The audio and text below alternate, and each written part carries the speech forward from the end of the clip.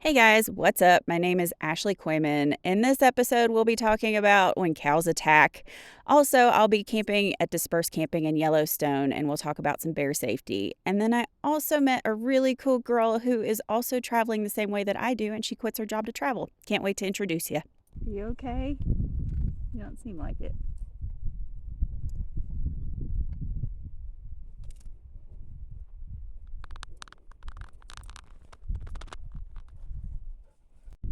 Come on. Oh. We got ourselves into quite the predicament. Rupert was outside across the way here, and he is all foofed out. I don't know if you can see him. Hey, buds. But they all want to come and say hi to him.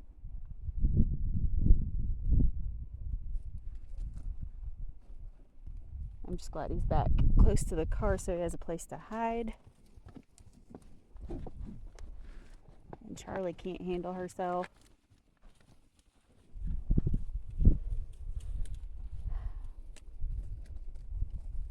Hi, guys. They're really cute.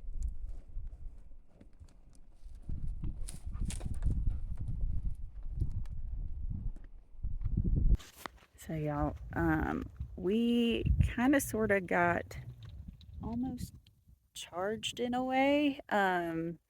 So I stopped filming when I noticed that mom's demeanor had changed. So the mother, one of the mom cows, and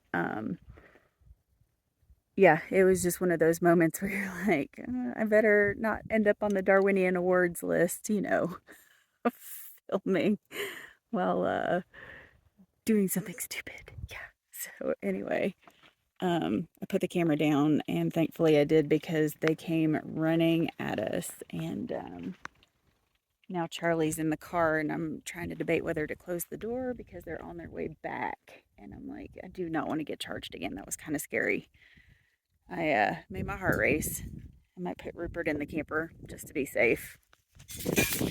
I don't know about cow etiquette. Like, I have to look this up because, I mean, I've camped in BLM places before, but I haven't been with a cat and this close to cows that were this curious, because they usually don't get right up on you like they did with us. So I'll have to look. But they're BLM cows, so I don't know. But I'm gonna move Rupert to a safer spot so we don't have that same issue again.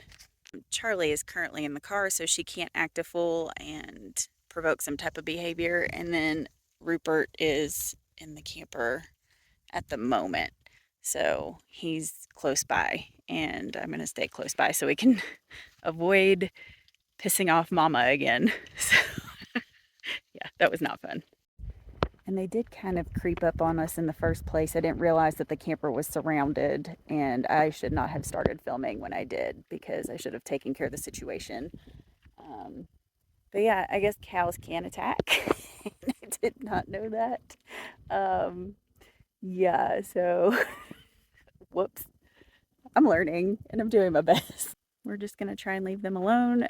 Charlie's put up, so I don't think that she'll provoke as much as she would if she was outside of the car.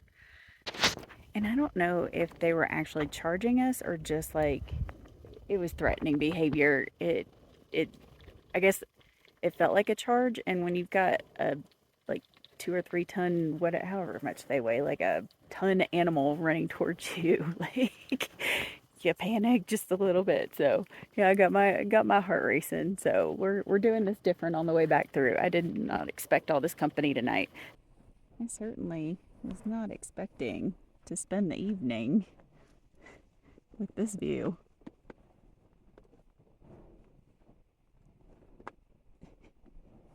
And I certainly was not expecting being charged by a cow. I do have to say, this is a kick-ass campsite, but that was a little scary. I mean, I'm sitting in my camp chair right now, right in front of my camper.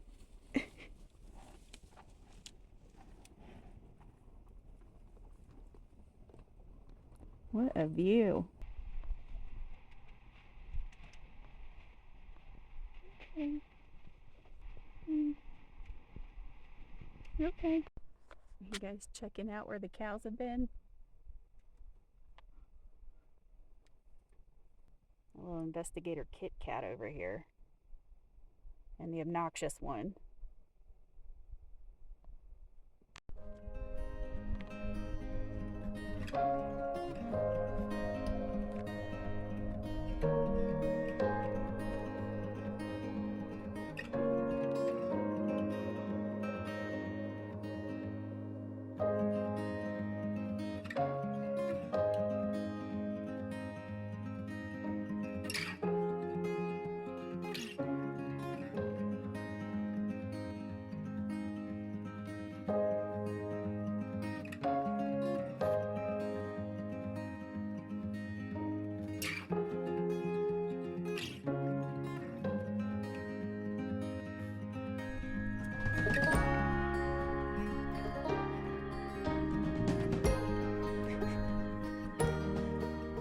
You guys are too much. I guess those cows were not supposed to be out because they just got herded back to where they came from by the farmer, so I'm walking back to my camper now, but I was thinking about like what happened yesterday, and it's always good to know your surroundings. Like, you don't think cows are harmful, but apparently there's 22 cow deaths per year on average, and like 3 or 4 shark deaths a year. So, like that's a big difference. And you wouldn't think these sweet little cows would hurt humans, but sometimes when their calves are involved, they get a little protective. And I saw a protective look from the mom yesterday, and it kind of freaked me out. I was like, oh no, I do not want to end up on that list of dumb ways to die. So we are not going to let that happen. But I'm just getting packed up to get to my next location. This has been a beautiful, very restful spot. When cows attack, don't let it happen to you. I'm going to be heading into Yellowstone, so we're also going to talk about bear safety and what to do there, because it's important. This isn't Disney World out here, guys. Like, you don't walk up and pet animals, even cute cows. You leave them alone. You respect their space. Right there, going off with the buffalo. So cool. All right, I'm gonna pay attention. I just got set up at my next campsite, and we are literally just a few miles outside of Yellowstone. And so I thought now would be a good time to talk about bear safety. We've got a lot of wild animal attacks. I had the cows earlier. I just saw some bears on the way in. My dash cam fell off the suction, and it like went to the side, like right close to where the bears were crossing. And I'm like, dang it. Of course my dash cam probably didn't get it, and plus I don't know how to transfer the information anyway. Before we hop into that, this campsite is pretty okay. It's a free campsite right outside of Yellowstone.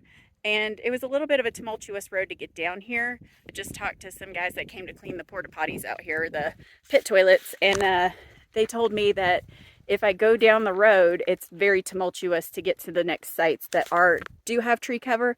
Plus, I have a beautiful view here. And I know this area was on fire before, like that's why the trees are like they are, because they burned, but I think it's beautiful. It's the regrowth, so they weren't logged or cut down. It's just nature doing what it's supposed to do and putting all that nutrients back into the soil so you can have regrowth. I think the thing I like about this space so much is that we are in an area where you can see all of your surroundings. So I can scope it out before I walk down to the river down here to see if there's anything around me. This ain't a bad spot. Right next to the river. Just a short walk down here. We got good river access. Look at the beautiful clouds, y'all. Like, everything's just so gorgeous out here. How could you not be happy? It looks like a heartbeat right there. Looks like a little rhythm.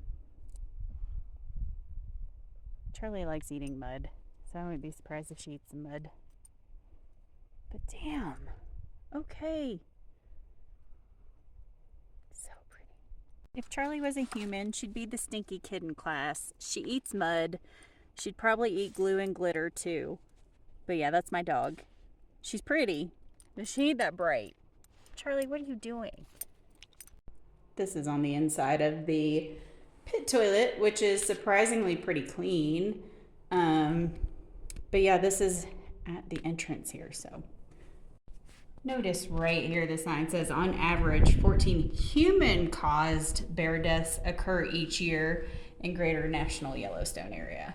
So, like, you know, like you got to think about these things. Like, it's important. You don't want to be one of those people that cause issues for these beautiful animals that are out here. So, be smart if you decide to live this lifestyle. I mean, it is gorgeous out here, guys. Like, even with the burnt trees, I mean, and they've got bear boxes to put your food in, food storage away from your campsite. I'm pretty sure there's a van staying there. Their stuff is still out, but we'll see. There's only 2 campsites in this little spot. But if you go down this dispersed camping road, there's like a spot with 3 sites, and then there's a spot with 2 sites, and then you go down a little further, there's a spot with 4 sites, and then there's another spot with 2 sites. So you luck up and hopefully you find one that has a free space, and I got very lucky finding this one with a free space. So my little turd of a cat tried to become bear food today. He rolled down the window, which I haven't rolled back up yet, and he jumped out as I was backing the camper up. Like, he's an escape artist. This is the 2nd time he's done that to me on this trip, but it's the 3rd time he's rolled down the window. I just happened to have him in my lap after I had just let him out of the crate. It was like our 3rd trip letting him out of the crate as I was on the 101. I think, where was I? In Oregon. I was on the 101 in Oregon. Little man jumps in my lap and starts rolling the window down, like right next to me, and I grab onto him and I grab onto the steering wheel, and I was like, this is how people die. And I'm like, thanks, dude. So I waited until I got to a straightaway where I could put my knee on the steering wheel and roll the window up while I was holding onto his harness, because I didn't want him going down by my feet or going out the window. So that was scary. But that little cat, man, he's something. I'm so lucky to have that little, I was gonna say something else, but turd. God, I love that cat. So it got really cold and really windy outside pretty quickly, so I hopped in the camper so that I can have a normal conversation without all the wind swirling around. But I wanted to talk to you guys a little bit more about bear safety and just kind of dive into it. I don't have a good internet connection out here, and I don't really have any type of phone services, so I'm kind of in no man's land right now with no services. So I can't research anything, but these are just off the top of my head. And like I've said before, you learn 80% of what you're going to learn in your lifetime by the time you're 5 years old. So you've already got most of the basic instinctual skills that you need to get out of a situation or not put yourself in a situation where you encounter a bear. You know, I don't immediately feel like I'm going to be attacked coming into grizzly country. And I know I get a lot of questions from people like, weren't you scared? And well, yeah, I mean, you're not necessarily scared, but you're just very aware and you're very respectful of nature. And I feel like if you respect nature, then you put yourself in less positions where you're going to encounter a bear or a wolf or something that's going to harm you. So just being aware all the time is, you know, it's exhausting sometimes, but it's what you have to do while you're out in the wilderness. The first step to bear safety is just don't encounter the bear, right? But how do you not encounter a bear? So the first rule is to be vigilant. You want to make sure that you are looking for bear scat, looking for bear prints, making sure you're aware of all of your surroundings and seeing if you see any evidence of bears. If you see any evidence of bears, you need to get out as quickly as possible, right? You don't want to be in a bear's territory on purpose or even on accident. But you want to make sure that you're checking your surroundings, making sure you're reducing your risks of accidentally stumbling into a bear's territory. The second thing you need to be aware of is carrying bear spray.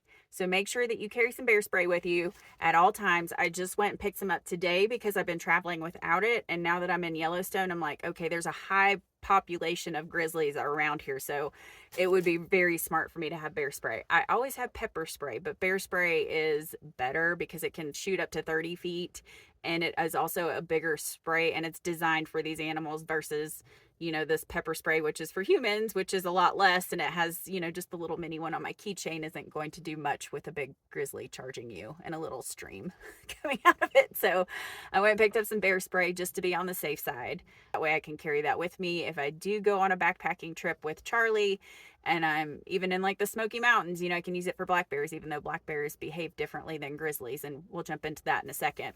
The bear spray is the number one deterrent for deterring a bear, obviously. Did you know that it's illegal to shoot a grizzly bear? So when somebody says, well, why don't you carry a gun? Well, a gun isn't the right way to deal with nature. It's illegal to shoot a grizzly. So, the bear spray, if used properly, should work and do its job. Another thing to do when you are hiking or you're out camping is to make a lot of noise. Bears don't want to be around you. I definitely don't want to be around a bear. The feeling's mutual, and if you clean up around your campsite, make a lot of noise. If you're out hiking, make a lot of noise, which leads into another subject. When you are out hiking, or if you do choose to go into backcountry, bear country, whatever, it's always safer to do it in groups. I have no desire to go for a solo hike in Yellowstone off grid.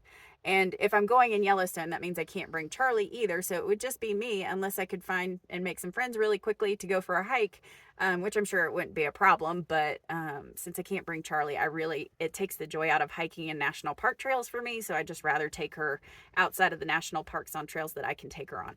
But I have no desire to do that in this area with such a high population of grizzlies. I do not want to put myself in that position.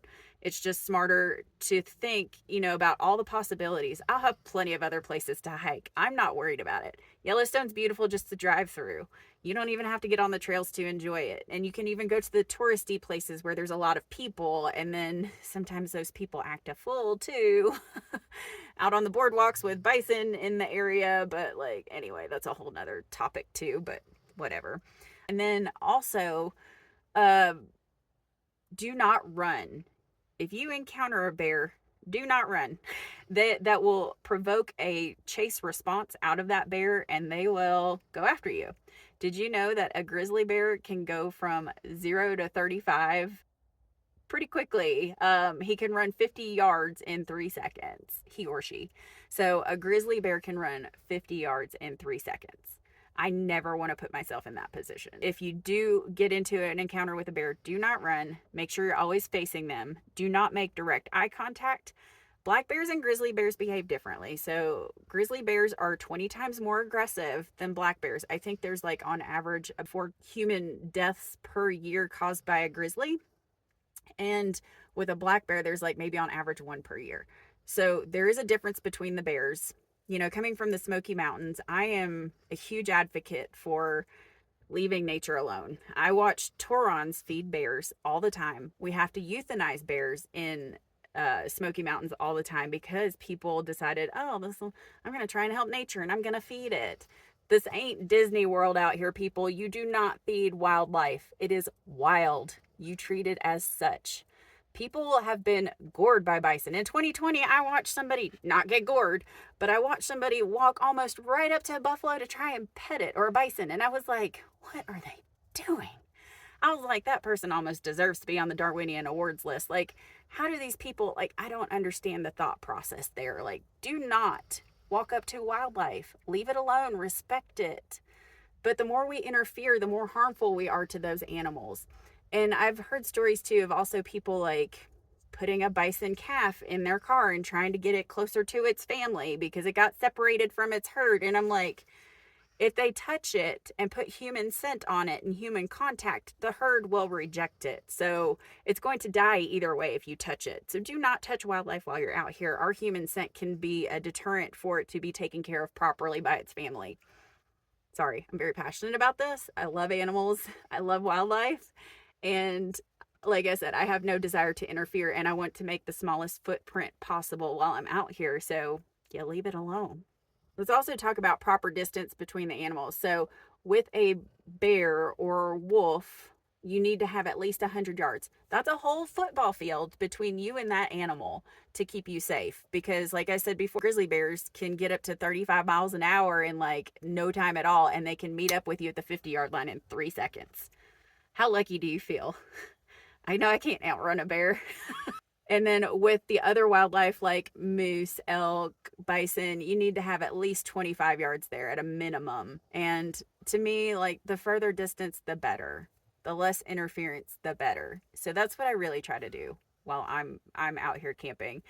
But you know, when people ask me if I do get scared, I do a little, but not so much because I know that I make those decisions that will hopefully reduce the risk of having an encounter to begin with. And one thing before I forget, so this is also extremely important, especially if you are camping, not just even hiking, but food storage. Bears can smell. Like they can smell for a hell of a long way away, okay? They know when a human is close. So if you are camping, you need to make sure that if you're tent camping, God bless you, because you are brave for tent camping in grizzly country or bear country or whatever. Make sure that you're using the bear boxes for food storage if the campground provides it. If not, you need like probably a hard cooler, and I would put it in a hard shelled car or camper to make sure that, you know, the as little smell, like, you know, and using Tupperware to make sure that all of your food is like in, you know, some type of airlock container that helps keep the bears from smelling it so much and, you know, attracting them to you. I do not want to leave an attractant outside for a bear or anything in the area. I bring in Charlie's dog bowl at night just to make sure it's not sitting outside the camper too, so I don't have bears snooping around and picking up those scents, and, you know, something that's easily attainable. It can be pretty hard out here if you're not prepared, and wildlife is wild. It needs to stay wild, and we need to stop interfering. So, you know, just think about that if you want to get into this lifestyle. Know the rules and regulations. You know, I kind of goofed up with the cows before, but I'm learning and I'm doing my best. But, you know, we all make mistakes sometimes. The cow is an odd situation. I did not. I've camped around cows before, but that was the first time we were surrounded. And that's the first time I got that type of energy from a cow. And I was like, this doesn't feel good. But when I researched it, it said that 22 human deaths are caused by cows. And I'm like, that's a lot. And then I researched the sharks too. So I did find out the sharks are 5 deaths on average per year of humans. And I'm like, that is 4 times greater. So cows are 4 times more likely to kill you than a shark. What? I'm sorry. What? Anyway, but you know, being safe out in nature is a huge priority. You've always got to be thinking about these things. And if I don't know something and I like had the situation with the cow, then I'm going to research that immediately once we're safe and figure out how do I need to handle this differently the next time. So, you know, you learn as you go sometimes, but hopefully y'all can learn from my mistake instead of making your own, especially when it comes to the sweet, friendly cows. It can sometimes not be so friendly. There is something really big walking down there. That looks like a bear, y'all. I'm sitting here talking about being bear aware. Oh, that's a little close. Yes, I think there's a river between us. That doesn't mean he won't come across the river, but oh man, I really like this spot because I can see it in the distance. That's cool. Yeah, that's a bear. It is cool to see. Dang. Yikes. That was probably about 3 football fields away, but that was still too close for comfort for me. I'm like, it can smell me from here. But it did wander off. I paid attention and I made sure that it went a lot further away and it stayed on the other side of the river. So I didn't see where it even came close to the river.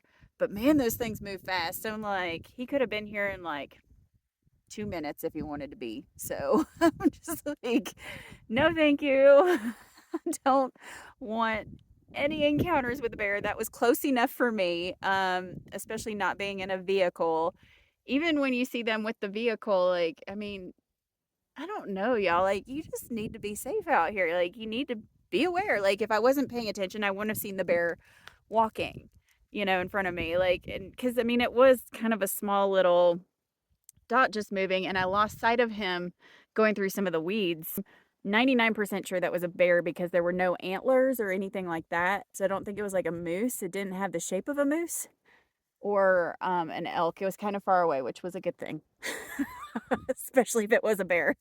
But anyway, always be aware of your surroundings when you're out here because you just never know. And that's why I sit with my head on a swivel. Mama bear in me wants to protect my little cubs. So, you know, I got to make sure that I'm always paying attention to my surroundings. Really cool stuff. I mean, I love being in Yellowstone, but that's the fourth bear that I've seen. That was cool. I hope he doesn't come back though, because 4 bears in the short time that I've been here, I'm good. I'm good. I've seen my fair share of bears. I don't need to see any more. Hopefully that gives you a little bit more information about bear safety and how to keep yourself safe while you're out here, because you just never know. And I don't want to know. Okay, I'm gonna go now, and I'm gonna sit here and pay attention to my perimeter and my area and make sure that that guy does not come back around in some way. So, okay, bye.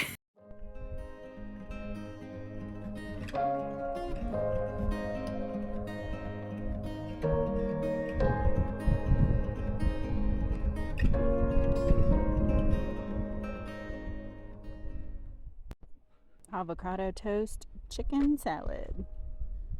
No, you may not. He's on a lead, don't worry.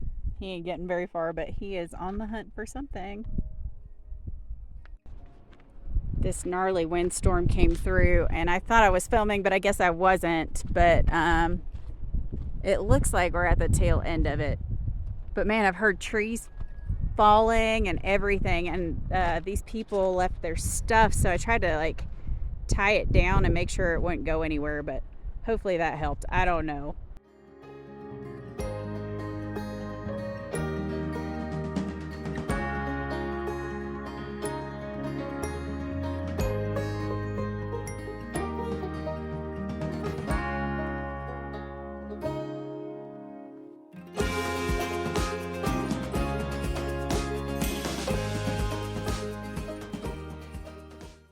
Good morning. Whew. And what a morning it is, this hair. Anyway, I met this really cool girl named Bree, and she is the other camper that's next to me. And I wanted to take a minute to introduce you guys because there are so many ways to do this lifestyle. And she is also a nomadic traveler who quits her job to travel as well. So I want her to share her story just to give you guys a little bit of inspo and, you know, something that, you know, another idea of how this could be done if it's something that you want to do. So let me introduce you as soon as she gets up, and we'll see you shortly. Hey guys, I was editing this video and I had to hop back on here real quick to drop my friend Bree a line. She just created her own YouTube channel, which is called My Van Down by the River, and I'll drop a link below. Don't forget to stay beary aware. I joke. Now back to our regularly scheduled programming. So this is Bree, and Bree and I met, and I thought it was really cool because she is also a female solo traveler. Tell us a little bit about yourself, Bree. So I am a registered behavior technician, and I worked with kids with autism for about 2 years, and then I had a bunch of other side hustle jobs at the time. Saved enough to buy this thing. It was $5,000, and it has like 1,000 miles on it. I built a little bed in there. I'd show you guys, but it's kind of trashed in there, so I'm not going to. We know how that goes on the road. Just living proof that you don't have to have like a 100K Sprinter van to do this. You can. I'm 21. You can get out there and do it. I've been saving for a few years, so it does take a few saving to do it, but anybody can do it. So that's awesome. Thanks so much, Bree. It's been so fun meeting you. Yes, you too. All right. All right, guys, thank you so much for taking the time to hang out with us today and learn about the cow attacks and bear safety, camping in Yellowstone, and meeting Bree. Hopefully, Bree gave you a little bit of inspiration that there's so many different ways to do this. It's not a one-size-fits-all, and literally almost anybody could get out there and do this if it's something that they want to do. But I hope to see y'all down the road, and if you liked what you saw, please feel free to like and subscribe, and y'all stay safe out there.